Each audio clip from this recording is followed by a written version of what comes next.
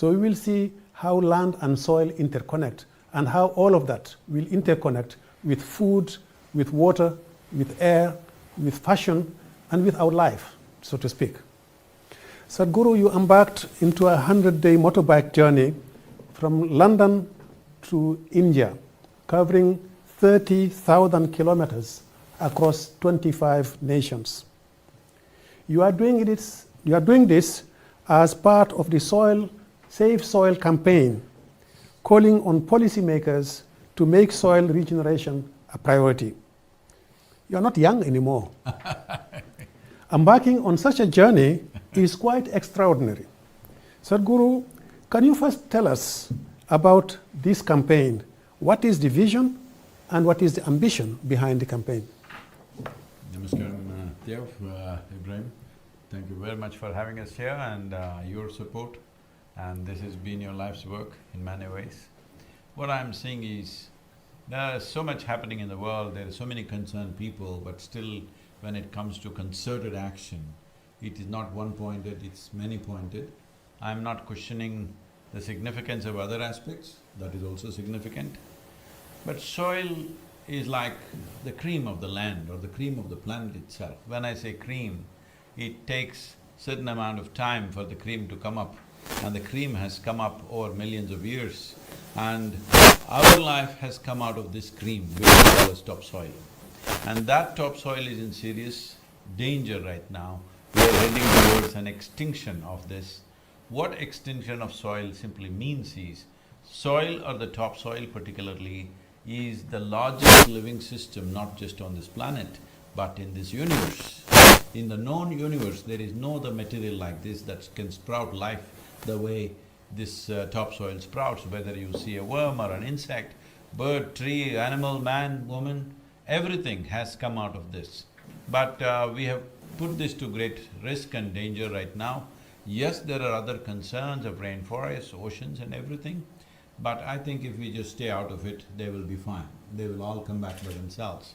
But agricultural land is, very connected with us, is entwined with our lifestyles and our living and our survival. This is a piece of land or this is a piece of geography that we call agricultural lands in the world, where human hand is tending to it on a daily basis. If we can't turn this around, and that is in the worst possible condition, and if we can't turn this around, this shows we don't have enough commitment. So this is not a question of some great technology needed, this is not a question of enormous resources needed, this is just a question of direction and commitment.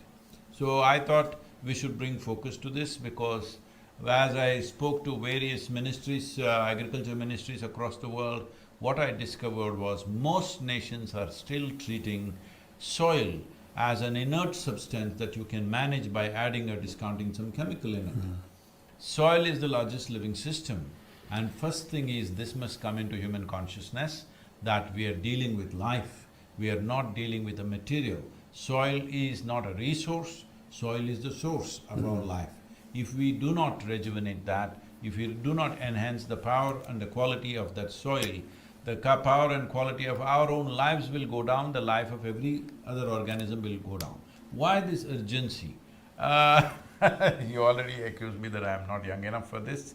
Yes, I am not I shouldn't be doing this at this stage in my life. But I've been talking about this for nearly 30 years. And people have a way of listening to it, appreciating it and sleeping on it. So I thought I need to do something shocking to wake them up a little bit, and at least now they're concerned about my life. So in that, they will also be concerned about the soil.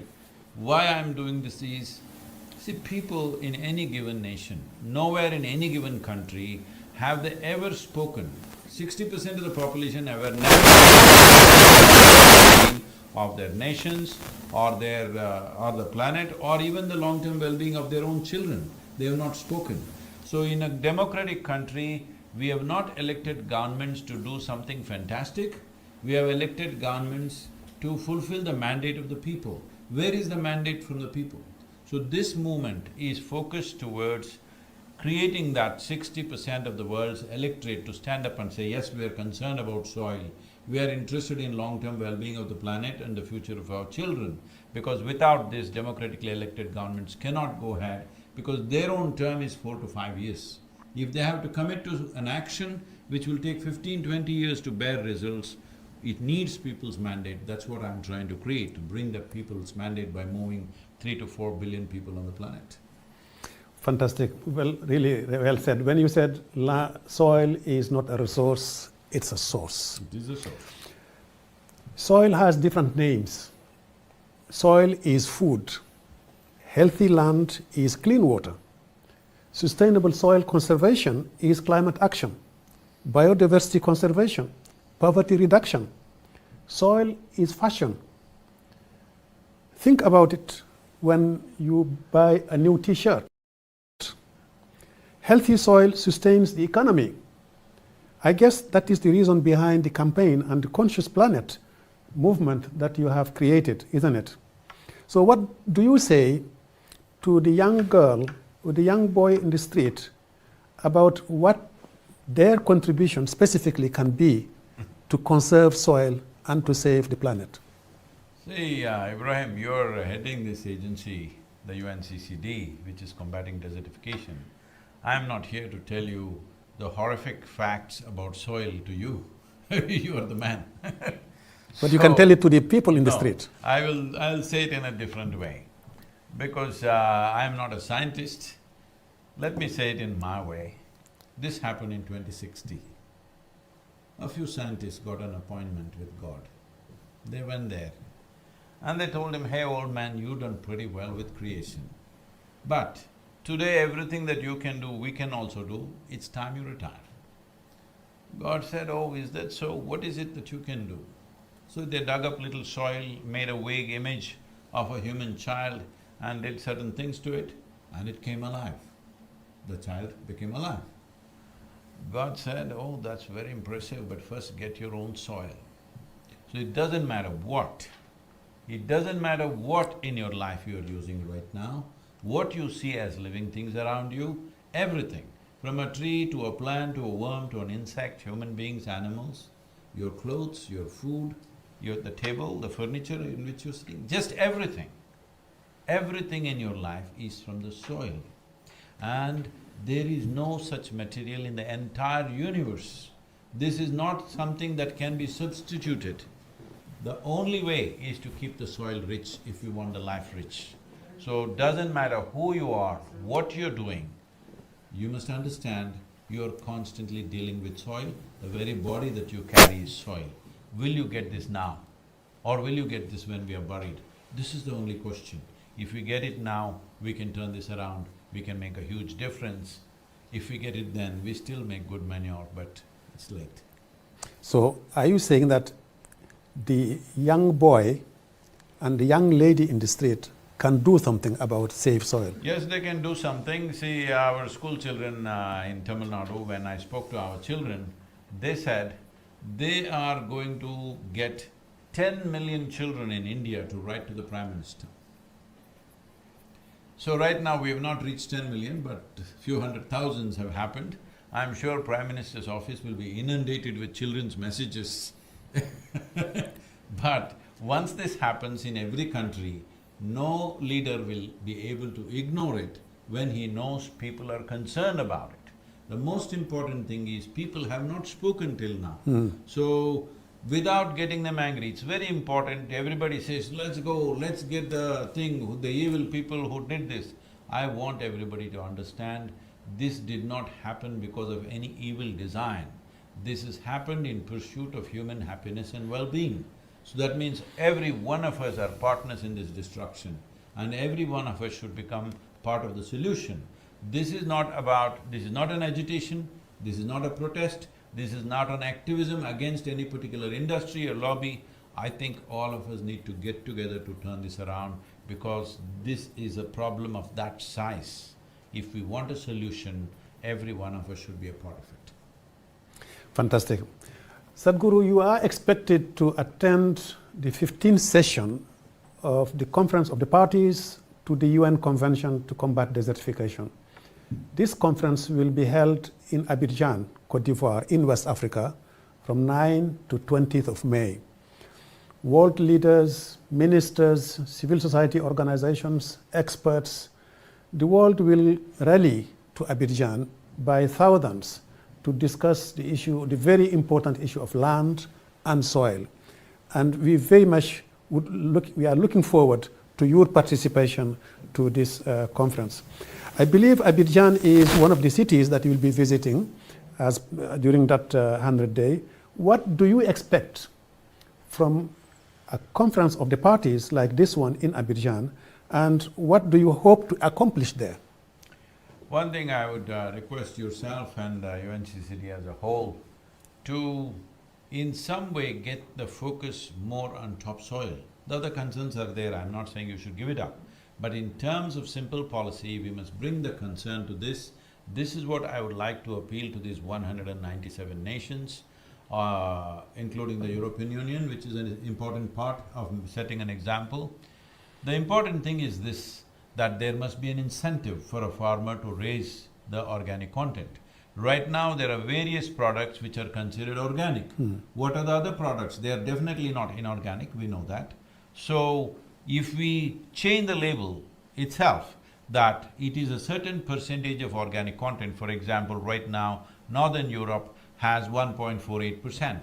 If Northern Europe offers this incentive to the farmer, if you raise it to 3% organic content, it's very easy to test the organic content of the soil, it can be done on the field, you don't need a lab to do that.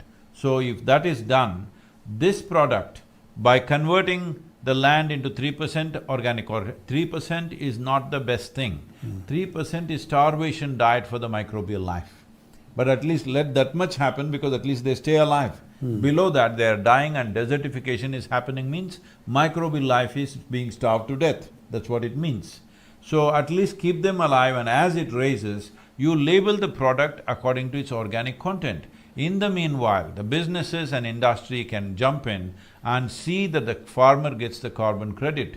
It's very important we enhance the remunerative aspect of farming, otherwise nobody will be farming in another 25–30 years' time.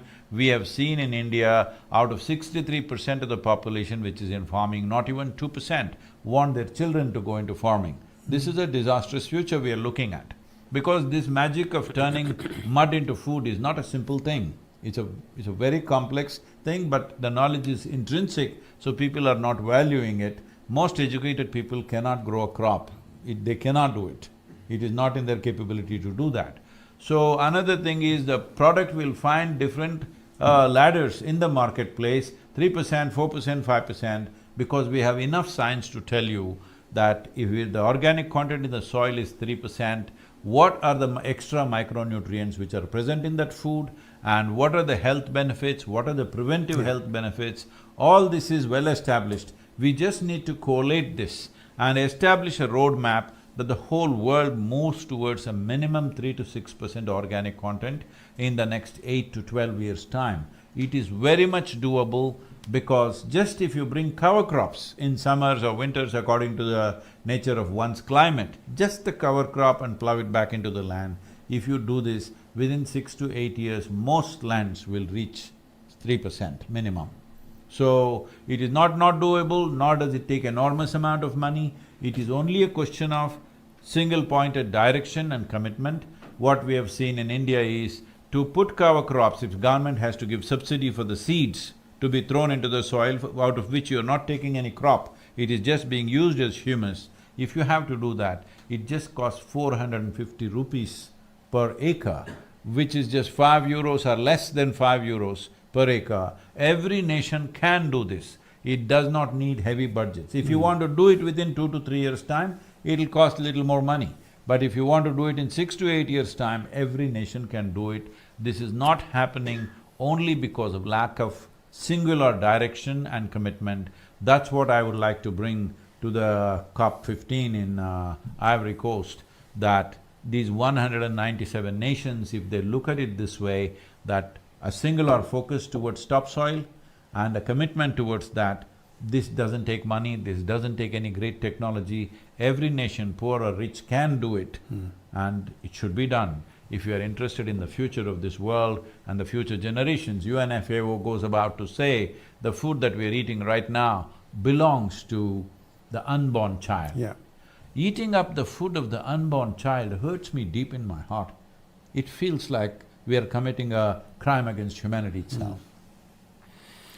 Well, thank you very much, Sadhguru. Thank you to all listeners and viewers. Millions from around the world follow you, Sadhguru, and we hope that they will do more than just following you in your videos. They will following you with actions. And we would like to call all people in the world to actually take care of this very important natural capital of ours, because it is life. It is our food, it is our air, it is the quality of the water, it is the quality of our health, and it is the quality of the food, the nutritious food that we all need. So I would like to thank you all very much for your participation. Thank you, Sadhguru, for your tour, and thank you for your leadership. Once again, my appeal to every one of you that all you have to do is these 100 days, talk about soil every day, something.